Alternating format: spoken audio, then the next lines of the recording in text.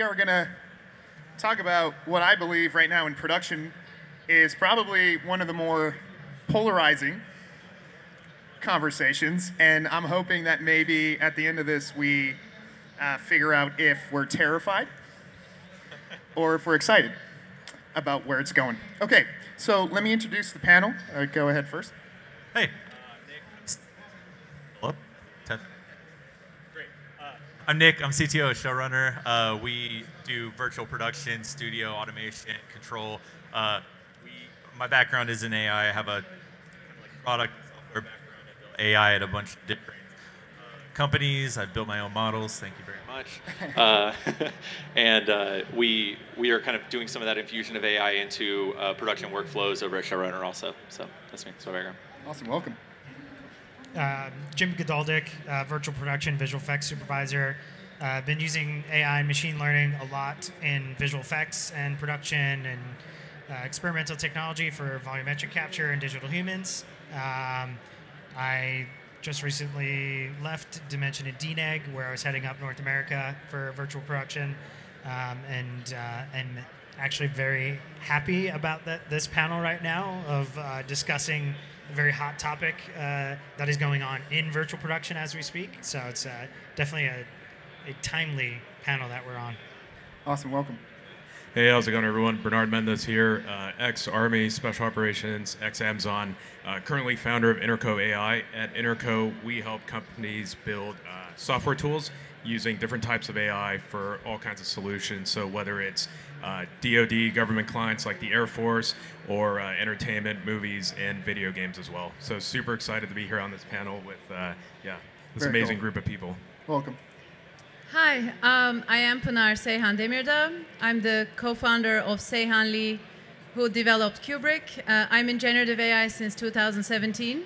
And Seyhan Lee, our company, is founded in 2020 and have been serving as a film industry's adoption hub of generative AI.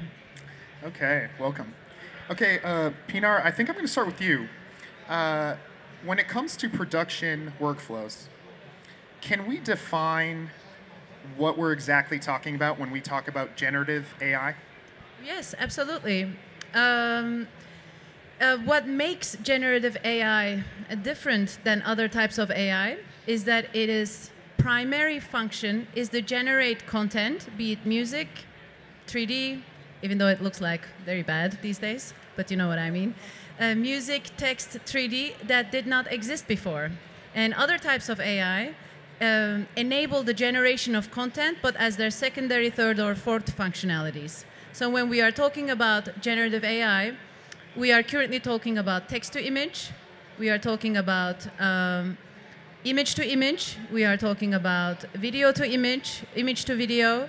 But I think what interests me the most is to combine the power of parallel processors of generative AI with other types of AI in order to optimize production workflows. Nick, what are some examples? She gave us the types, but what are some actual examples of that category of generative AI we see in the market? Yeah, I think generative AI is used a lot early in kind of like the ideation and content creation space. So you're using it to kind of like storyboard, create variations on ideas that you already have, build new versions of things that you had existing. I think specifically generative AI really shines in the ideation and the editing space. Generative AI is specifically in the generation space.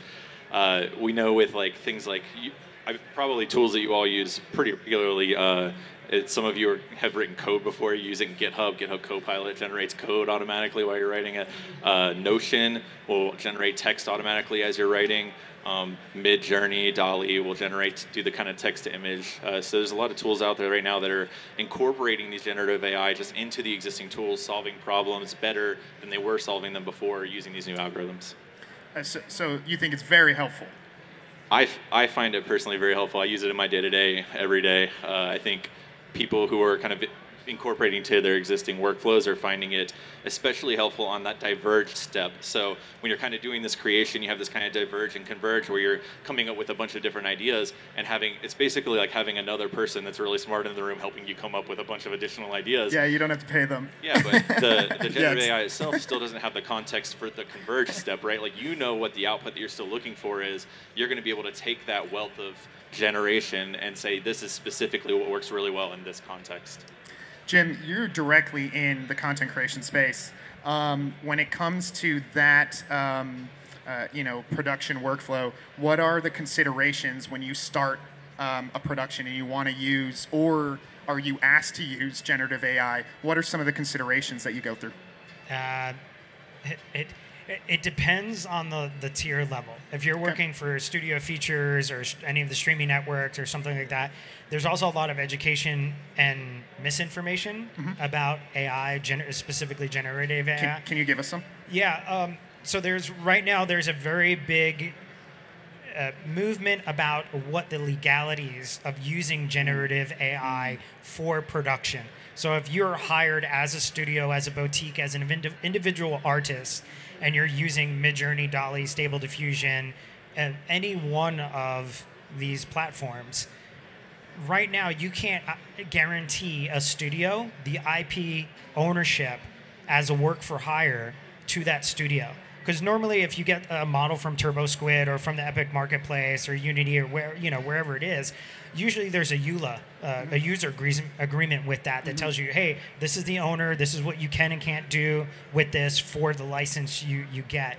Right now, because there's a bit of a gray area as to the IP ownership, where the material is sourced from, where the data sets are coming from, if you hand over assets for, say, ICVFX or virtual production or just still images as a whole, brands and studios are very IP copyright conscious. Totally. And you need to be able to track back your assets from either you've created them in Blender, Unreal, or whatever that platform is, Photoshop, After Effects, and be able to track those changes and hand over as work for hire, if your agreement is there, what that asset pipeline, what the metadata is, the step-throughs of all that.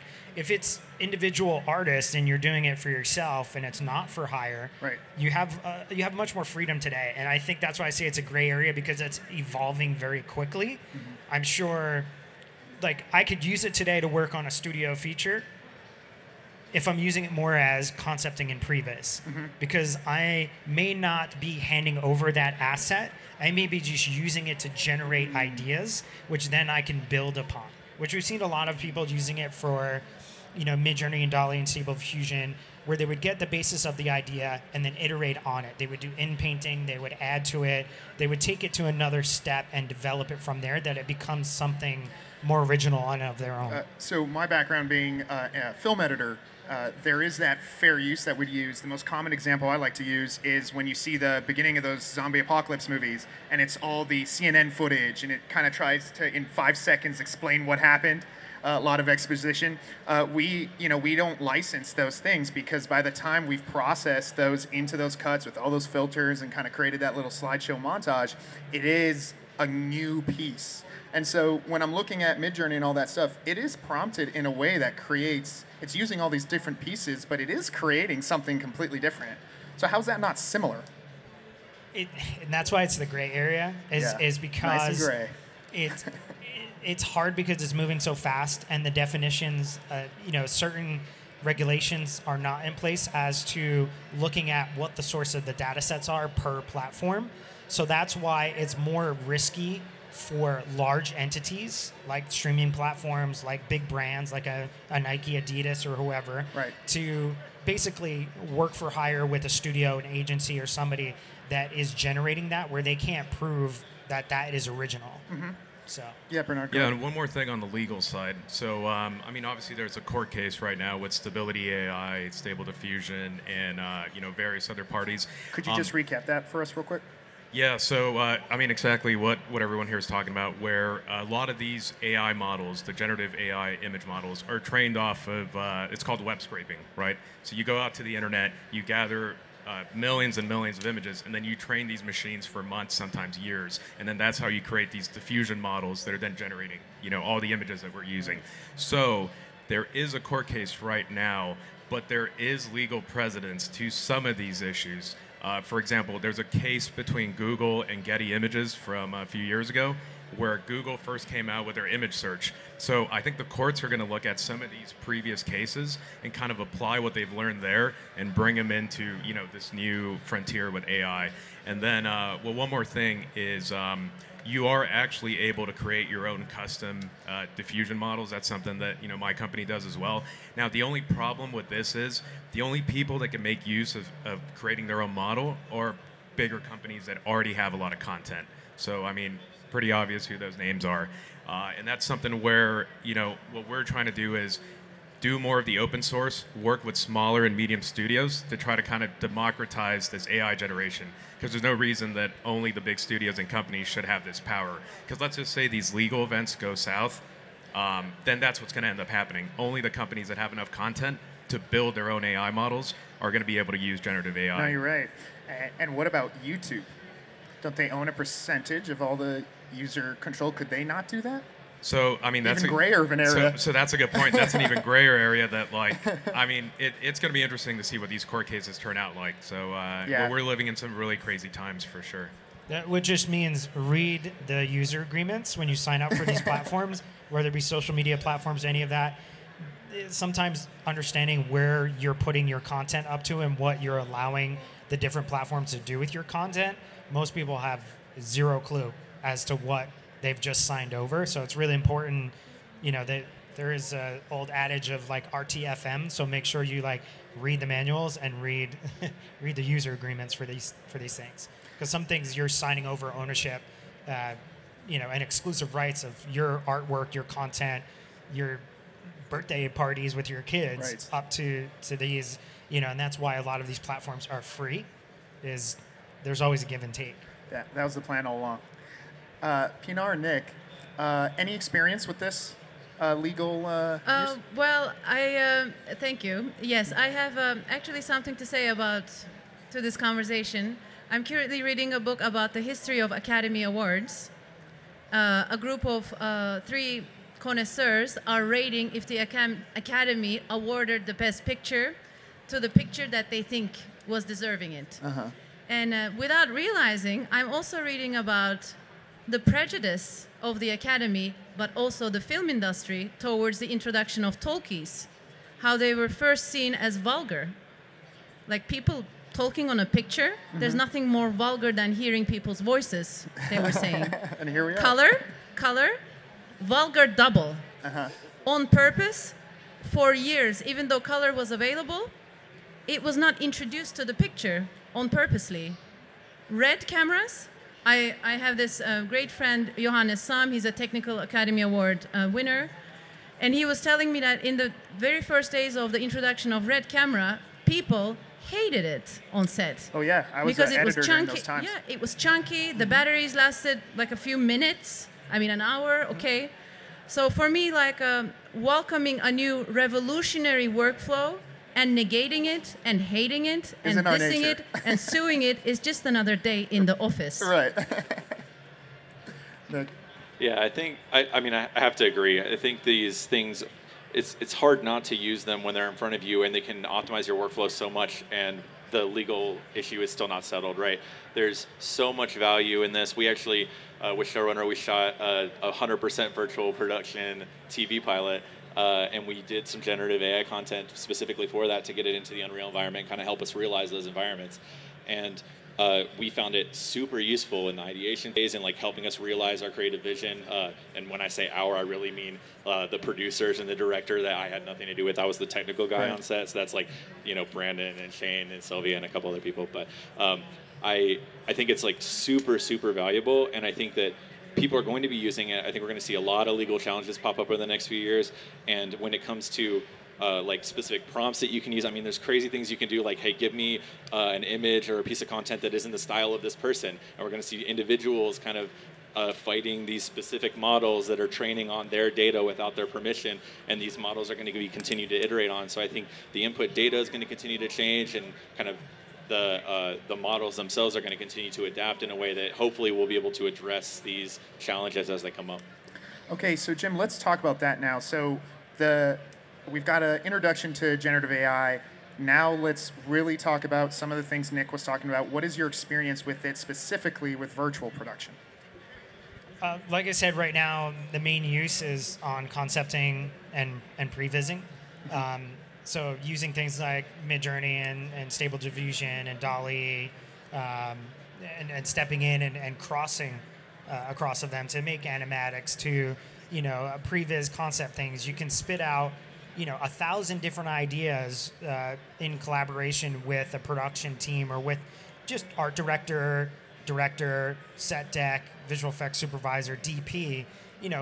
If you think about storyboarding, how fast you can go from spitting out batch rendering through Midjourney right now and then bring that and do an animatic in Stable Diffusion, or even bring it into like Premiere, right, and just string out your animatic. I mean, right, it's much, much quicker.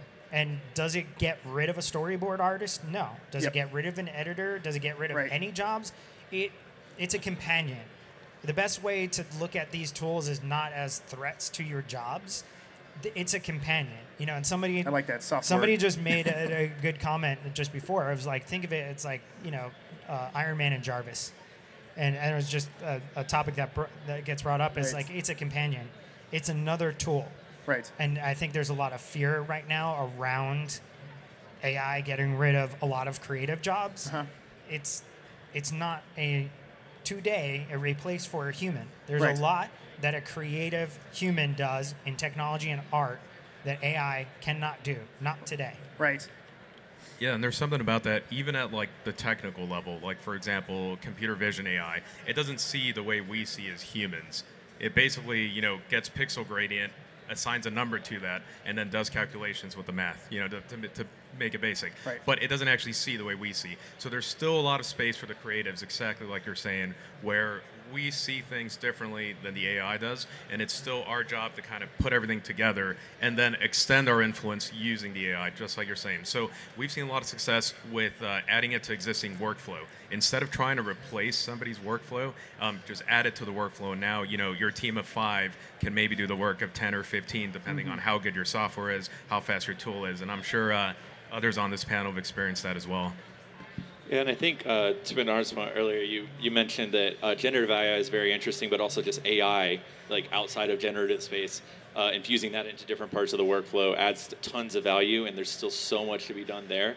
I think at the end of the day, we have this generative AI tool that's helping people, but I think it's really about helping people. It's like, it's not going to replace jobs for a while. It's still not replacing people taking photos. The data set that exists for photo and text is so much more vast than the data set that exists for video right now. And I think that as we're kind of improving that and training new models, we're going to be augmenting the people who are continuing to do those jobs over the next 5 to 10 years. And that augmenting of those workflows is really where I think this is going to shine. And it's not just generative AI. There's still so much space in just using narrow AI and more general AI algorithms throughout all the parts of the virtual, or not just virtual, all production workflow. So. Yeah, and what's interesting too, I see like you guys mentioned a bunch of things, but I also think it's an extension of our work because there are so many, in my experience with virtual production, there are so many new parameters that I get to control now. I mean, Nick, you could tell us all about that. And so it's not that we're taking away jobs as much as there's so many other jobs that you're being told that AI as a companion is supposed to kind of just help you do the jobs that you necessarily shouldn't be doing and focus on the things that kind of enhance other things. In this case, I would say creativity would be something that I'd be interested in. Is that sort of like your experience too? Do you feel like there are so many more things, more parameters to kind of look at and control, and so we're going to need a companion for that? Absolutely. I mean, I think kind of one of the promises, especially of virtual production, is that now you're kind of like in this unlimited space of creation, right? Like you can have an idea and you can take it, and it could be the craziest idea ever, and it doesn't matter because you can realize that vision. But there's still a huge gap in asset creation and building that environment and kind of matching the actual physical shoot to that virtual environment. And that's kind of a lot of where showrunners focusing, of course. But Right. we have this kind of generative AI set of algorithms that are coming out that I think more and more we're going to be able to use them to help us create these 3D assets, to help us ideate and kind of, even if it's not doing the creation itself, it's giving you the ideas to help you get to closer what you want your vision to look like. Pinar, how can AI personalize creative content? AI doesn't do anything. Humans do it with the help of AI. How do humans personalize content by using AI? There's several different answers for that. Personalizing, for example, an idea, by the way, your former question was how can we use generative AI for virtual production? It will be impossible for me not to mention the tool that we made that is running on generative AI please. for virtual production stages, that we gave a private demo to Jim earlier. Let me first start with that, where we combine generative AI, like I said earlier, like you were also mentioning, with several different AIs, where when we visited a virtual production stage, XR Studios in Hollywood 6-7 months ago, we realized that it was like the general talk, like, did you hear that during the production of Avatars and Batman, there was a shortage of VFX artists in the world? We're like, oh, wow, that sounds, yeah, cool. And then another talk's like, the desire and demand for extraordinary content has never been greater, but who's going to do all this? If like, da-da-da-da-da. And then some other people say, like, yeah, I got my virtual production stage, but it's just like this whole, like, real-time engines are so expensive, and I don't get it. It's so complicated. I wish there was a way. And then light bulb lit in our heads. Actually, Gary, my life and work partner, the other co-founder of Say Handy, he was like, who's doing 2.5D? And then they were like, all virtual production stages use 2.5D one way or the other. How do you do it? We jump between this tool, that tool, this tool, this tool, this tool. We were like, wait a minute, why don't we make a tool that streamlines all of that and takes the burden of the tedious parts of the workflow by using several different AIs? So we have 2 different rotoscoping engines with all open source material. We took open source data sets about humans, faces, objects, chairs, dinosaurs, whatever, everything that you can ever find that humans already, by research universities, open sourcely labeled tediously, already did the job for you. So now, as a rotoscoper, to go from 2D to 3.5D, all you have to do is to push a button and the AI will be doing the rotoscoping for you. I don't think anybody will regret not rotoscoping, So what we did actually here is to take the power of generative AI, which is stable diffusion. If it were to be a guitar, we wrote our own fuzz pedals that yield in filmic results, like Kubrick Hollywood, Kubrick Moody, Kubrick Sci-Fi, that we will be demoing tonight at 6 p.m. at Vue Studios. And then combined it with in-painting that Jim was earlier talking about, meaning like you don't like the girl that the tool generated, then erase her and replace it with the tree. Or you want to get the tree out of the mountain. All you have to do to fill in the mountain is to push the button and it automatically in-paints. So going back to the customization question, there is this magical new generative AI tool called ControlNet.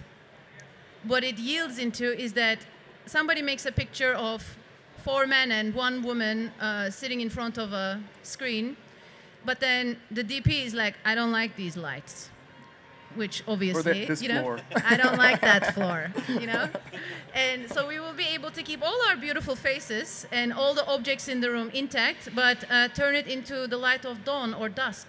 So that's like really amazing. Yeah. And another one is that if you're, background, foreground, whatever you're doing, is that if you have the girl doing this, you will be able to have her hands. You can exactly control in a sense that I want her legs to be like that, hand to be like this, and turn her into an Asian lady. No, I changed my mind. Into a Caucasian and whatever, an alien Caucasian, So that's like pretty much really amazing control. NVIDIA has another tool, Magic 3D. No, it's not. Yeah, Magic 3D is awesome, but there's another one. The name escapes me.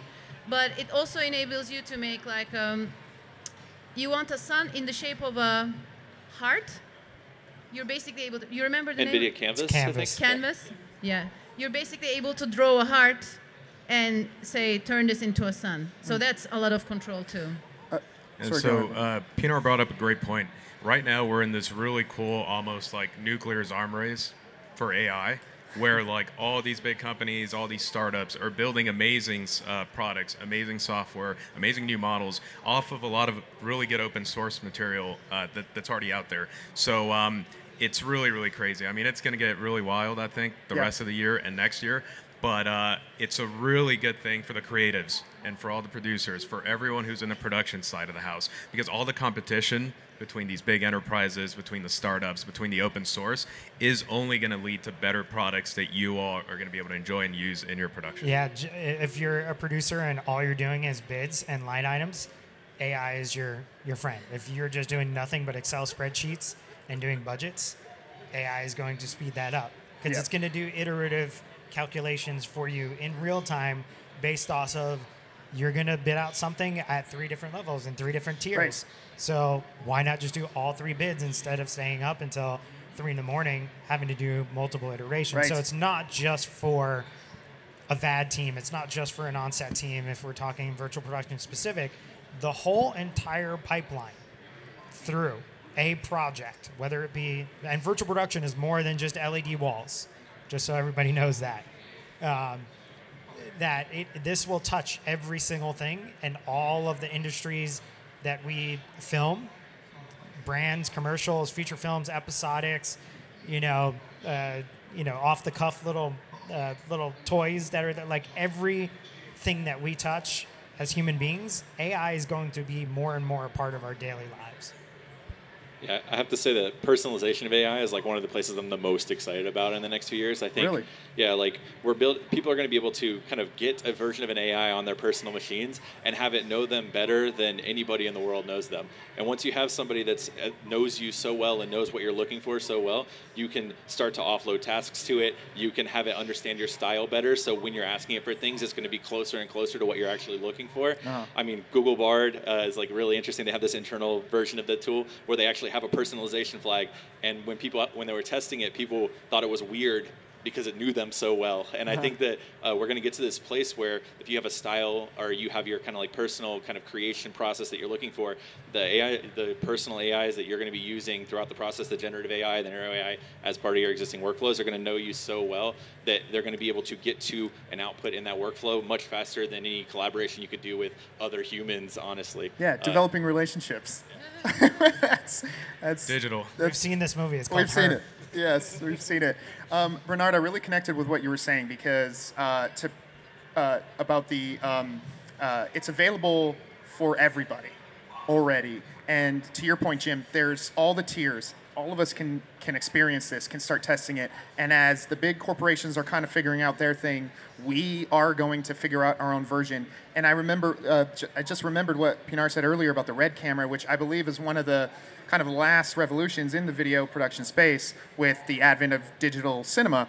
But at the same time, around that time, 2006, 2008, you also had the DSLR camera, which again, not the same, but it did translate some commonalities and let other tiers of creatives play with it and get into that understanding of digital cinema. Well, it broke the door, like 5D and the first Red one. Right. Broke the door open On in two different terms of levels. accessibility.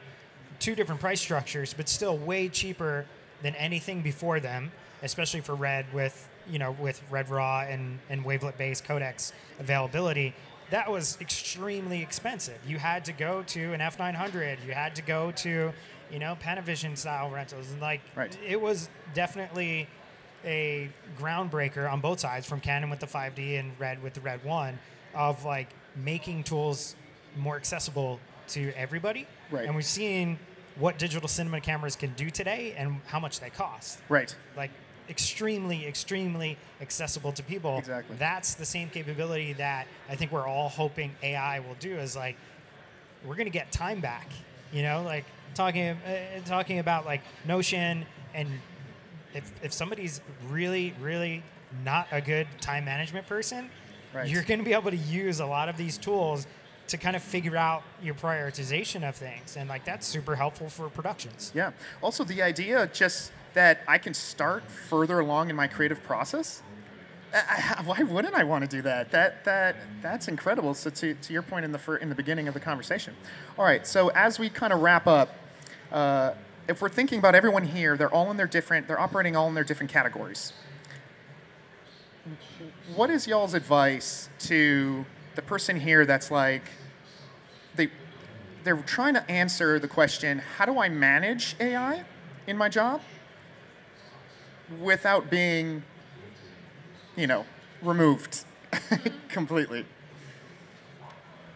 I think the first step is, if you have not played with any of these platforms, go into it. Whether it's instant, if you're dealing with nerfs and you've got instant GP with NVIDIA tools, if you're looking at, ChatGPT, Midjourney, like a lot of these have paid access, but then a lot of them also have free. They're just certain things get turned on for the paid access versus the others. It's just go out there and start playing and learning. Look on Twitter, LinkedIn, Instagram, like any of the social media platforms, and it's usually top of the talk about generative AI, just because all of the social media platforms are very content focused. Mm-hmm. And it's very liberating to a lot of people. That's the one thing that we haven't touched on that's a big part too, is people that may not be good at drawing.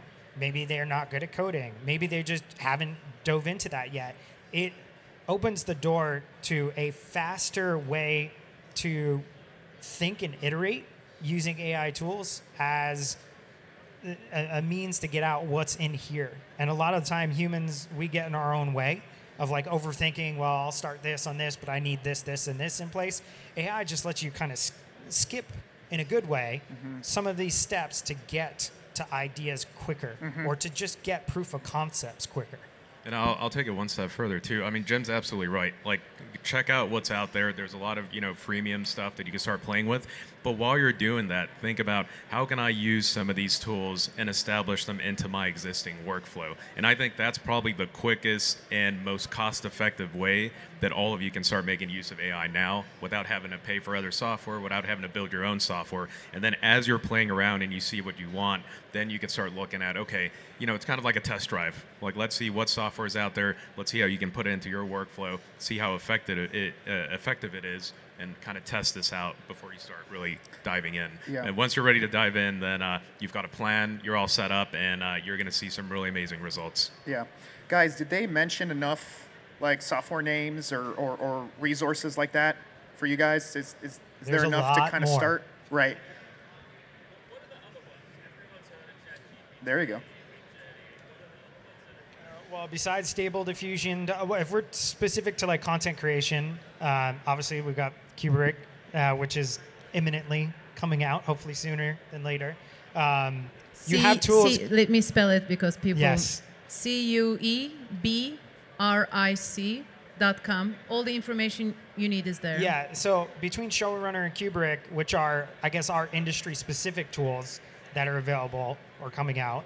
The open tools between Stable Diffusion, DALL-E, you can go down a lot of other tools within these, but those are the basics as to just playing around with those. And they have a lot of data training from the early rounds of alpha, beta testing, and now public releases, that if you just look at some of the photoreal examples coming out of like Midjourney versus some of the other ones, they're pretty amazing to what we chase in visual effects as photoreal versus more of a stylistic look.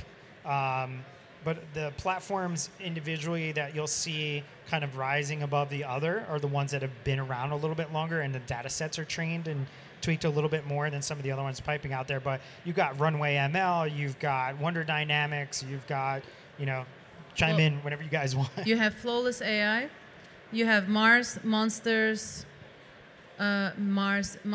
something robots and monsters, aliens, robots, and zombies. They also have a tool. NVIDIA's tools, obviously, Instant yeah, GP. yeah. If we're talking about like the other side with nerfs, you've got Luma AI, you've got Nerf Studio. So we're kind of tying different versions of AI, but it's a lot in there. Yeah, I think that's a key too. Is there's a ton of AI that can be used at different parts of the workflows, like all of NVIDIA's tools. Adobe has some interesting tools at different parts of the workflow. And I think it's depending on what you're specifically solving or what you're trying to do, if you have a thing that you're focused on right now, I would Google, hey, what are the best AI tools in this space to solve problem X, right? I think the companies that are really trying to solve problems with AI are going to be a lot more interesting and valuable than the companies that are just kind of trying to output content to what purpose. I think the whole point of getting that generative AI is infusing it into these workflows that you all are already using and already trying to solve. A great quote earlier was that AI doesn't do anything without humans, right? You all have problems you're trying to solve. You need to look into what are the workflows, what are the tools that other people are using in your specific part of the workflow and incorporate them, because if you don't, the people that are in your industry or in your roles will be. And whether or not you think that AI is going to replace your job or not, I don't think it is. I think AI is really great at augmenting humans. It's great at divergence and ideation. It's great at editing, but you still have to kind of define this is the output. And you're going to get to better, higher quality output more quickly if you're using these tools in every part of your workflow. Okay, so before we go to questions, let's get a verdict. Generative AI in production workflows. Do your research or hell yeah? Let's dive deep. I'm going with hell yeah. It's both. It's hell yeah. I mean, it's exciting. But it's good because it could. We were thinking, be like terrified. You started by saying we're all going to lose our jobs. Don't think it slows down the offense. I like that. Yeah. Please educate yourselves on it. Take the time. If you're working for someone or for yourself or for a studio. Also, too, a lot of these tools you've been using them under the guise as a different marketed name. Adobe tools, DaVinci Resolve, any visual effects tool, the Foundry, Nuke, you got, Copycat. You've got so many machine learning and AI tools that have just been skinned over with a different name or marketing term to it. I mean, if you're doing color grading, you've been using AI for quite a while. If you're doing match frame, match cut, you're doing translations, you're doing a lot of that. That's a lot of AI on the back end doing all this. You just may have not have known it.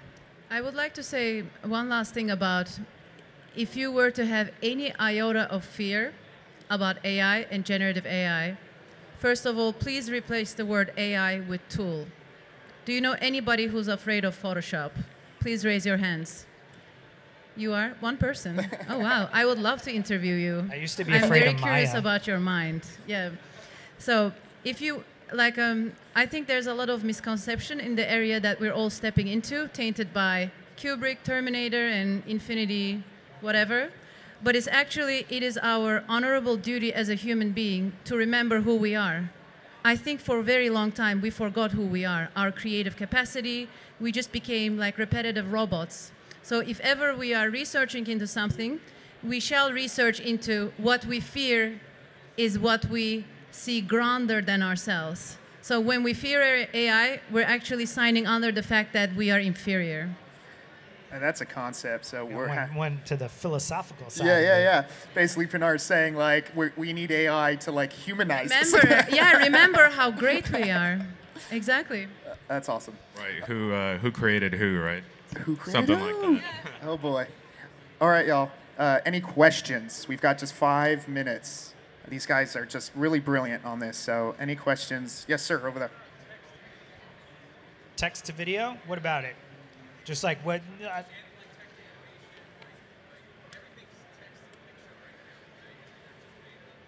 Yeah, I mean, there's the inverse of that. It depends on the platform, and we've seen Adobe make the announcement of using text to editing tools that they have.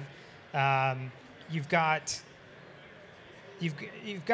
different ways to get to a text to animation. There's still passes that have to be done because in traditional animation visual effects, even from the platforms for AI, they need a ton of cleanup work right now. If you look at it every other month, you're seeing the refinement. Good example, good, bad, however you take it, the Corridor digital video that came out last month, which blew the doors off of everybody fighting over Corridor guys, you're just stealing the trained data of a Vampire Hunter D in the Style Lab. All they were doing, or all any of us are doing, was just trying out a concept. With the Corridor guys, they're really big fans of anime. They wanted to see if they can get to a step of their favorite film, which was Vampire Hunter D. So it wasn't that they were trying to create a for-profit version of Vampire Hunter D. They just wanted to do something in that style that inspired them to get there. I know they got a ton of backlash, but the model of like text to video and stuff like that, you can get through that today. It's just you're still going to have to do cleanup work on the back end of it. Yeah, but I mean, we've all kind of seen the way things are changing. Like, we were messing around with GPT-1 and 2 a few years ago, and nobody expected how 3.5 was going to come out like this effective and this amazing. So I think you're going to see the same thing with text to video pretty soon. Right now, there's a lot of cleanup work that you need, but I think that's going to change probably towards the end of this year. One thing we're really focused on the video game world and using generative AI for video games is the 3D models. We mentioned like NVIDIA's model as well. That requires a lot of cleanup, but I think towards the end of the year, we're going to see some more effective use cases. That's how fast it's moving. So Yeah. if we say end of this year, that's buffer. That's pretty because fast. It could be by Yeah, July. It could be. You know, I mean, the hockey stick. We're starting that curve, so we're in for a wild ride. Yeah, we're on a very big wave that's moving very fast, and to say end of the year is like, we've all surpassed Moore's law, and the route that AI is going, it's literally pay attention to this stuff like weekly if you can, because that's just how fast it's moving. Any websites that we can follow that report that quickly? Berkeley Synthetic. Yeah. Okay. There's good ones. Honestly, the social media, Twitter, LinkedIn. My favorite AI newsletter. I really cannot keep up with all the new models that are being invented, discovered every week. So it's going to be a bit complicated, but please take a note. Twitter user called Dreaming Tulpa, Tulpa, has a weekly newsletter called Generative AI Weekly. I've been a member of several generative AI newsletters until I discovered that one and deleted the rest. This is really the most comprehensive, artistic, filmic, researched. I'm not being paid to say that. I just simply, I really love it. It's hard to track how fast the movement is. So yeah, good, bad, what you all may think of Twitter right now. It's AI is moving very fast within Twitter. Twitter. Okay, last question. You got a mic right here. Why is it moving so fast? Like, what is propelling it forward so quickly? Yeah, as a nerd, as a fellow nerd, and I'm meeting with my development teams like twice a day, every day. It really is. We're all standing on the shoulders of giants. Like Pinar said, with the open source, like a lot of universities have been working this for decades. And it's not until lately that everyone is starting to see, whoa, these guys already figured that part out. Okay, let's take that. These guys figured this part. Okay, let's take that. And then they're combining AIs to do things that, a single AI isn't able to do. So like when we go to a new company and we're helping them integrate AI to their workflow, we're looking at all the different bits and pieces they would need. And then we're building little AIs for each piece, and maybe like an organizer AI that helps manage those for them. But the reason things are moving so fast is everyone is collectively doing such good research and developing such good products. And the open source community, I mean, I think everyone here could agree that it really is, like if you had to point at one community, it would be the open source community. Developers that are just building, but not expecting anything in return, but building amazing tools that then others can build products off of. And the winners are you guys once again, because you guys are getting the best products. If you look at like, bringing up the Bird platform, but if you just look at what you were just saying, is somebody will publish something on GitHub, somebody else takes it and goes, oh, I need to be able to do this shader in Unreal or Unity or whatever it is. People are just posting left and right, and seriously, it was probably just 2 weeks ago about somebody who just shared like Unity shader. Somebody grabbed that down, then ported it over to Unreal. Somebody took that over, brought it into Blender, and it just started from that one GitHub post. So that's why it's just moving fast. The sharing is just happening so much quicker, and then people are collaborating together and going like, well, I know this really well, and this person's like, I know this really well. Let's get together, and then all of a sudden we're seeing things pop up as a plugin or shared through GitHub or shared, or they become platforms that you guys are creating and we're using as end users. So that's why it looks like it's just fast stream of consciousness happening. It's the hyper globalization of like the artist and the tech at the same time. It's just Yeah, and the data capture and the iteration on training models. I mean, like AI models are improving every year because of open source, because of research. So it's like as the model gets better, we're collecting more data, more people are looking at it, more people are iterating on it for their specific workflows, for their specific jobs. Yeah. Every part of the process is just going to get better, have more data, have more better algorithms that are more specifically tailored to those workflows. Fast. Pay attention to WWDC this year. Pay attention to SIGGRAPH this year. Pay attention to a lot of the news cycles for this, because it's going to move fast. And it's like we were just talking before the panel, like the train has left the station. It is not stopping. It is not coming back. Adopt it, learn it, and figure out how it's going to work for you. It's more like a rocket ship, right? Yes, a very fast rocket ship. But it's fun. It's super fun. Well, I want to say thank you guys. This has been really a great talk, and I want to thank you guys for joining us. We're going to hang out after the panel if you guys want to meet and talk for a little bit, but thank you.